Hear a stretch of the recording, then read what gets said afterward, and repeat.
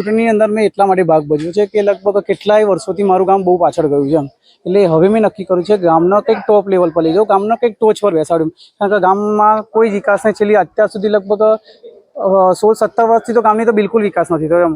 અને ગટરોની તો પ્રોબ્લેમ પહેલાં બી હતી ને અત્યારે બી હાલમાં છે જ તે. એટલે અમે એવું નક્કી કર્યું છે કંઈક કરી બતાવીશ ને લગભગ ગામ લોકોનો બી સારો સપોર્ટ છે અને બધા ફ્રેન્ડોનો બી સારો સપોર્ટ છે અને એક ઉત્સાહથી ફોર્મ ભર્યું છે કે મને લાગે છે કે હું જંગી બહુમતી બધું જીતી આવીશ અને લગભગ ગામનો અને દરેક પ્રોબ્લેમ તો સોલ્વ કરવાની ગણતરી જ કરી છે. જો કોઈક વાર કોઈ ગ્રાન્ટ પાસ ના બી થાય ને તો મારા ખુદના પૈસાને બી નાખવા માટે હું રેડી છું, પણ ગામનો વિકાસ કરીશ એમ. ગામડામાં તો ગામની અંદર તો મળી ગયું, પણ જે ખેતર વિસ્તાર છે ને ત્યાં પાણીની સુવિધા નથી પહોંચી અને એ લોકોને આજ બી દૂરથી પાણી ભરી લાવવું પડે છે. તો મેં એવું નક્કી કર્યું છે કે બધી ત્યાંથી પાણીની પ્રોબ્લેમ દૂર કરીશ અને કંઈક પાણી બાબતનો પ્રોબ્લેમ તો સોલ્વ જ કરી દઈશ એમ. મારું નામ રતિલાલ ધીરાભાઈ પરમાર છે. હું ઠાકોર સમાજનો વ્યક્તિ છું.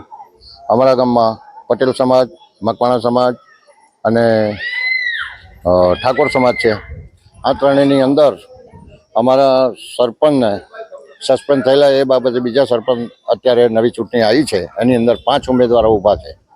આ 5 ઉમેદવારોની કંઈક એવી તમન્ના છે કે ગામને કંઈક વિકાસના પંથે લઈ જઈએ. શું હવે મારી તો હું માજી સરપંચ છું, લગભગ 10 વર્ષ રહ્યો છું.